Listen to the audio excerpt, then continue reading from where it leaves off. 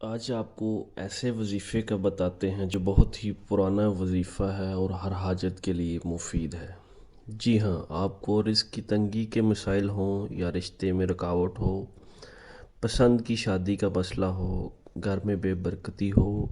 میاں بیوی میں بندش ہو، رشتوں میں اختلافات ہوں، پڑوس میں مسائل ہوں،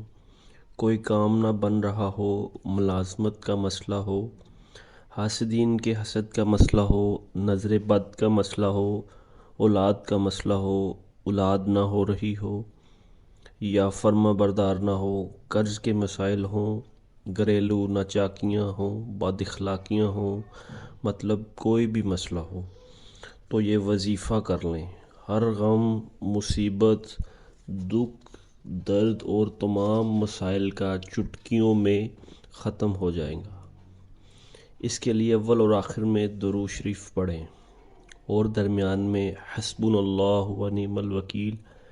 کی چلتے پھرتے ہوئے ایک تسبیح پڑھیں، مطلب کہ 100 بار پڑھنا ہے۔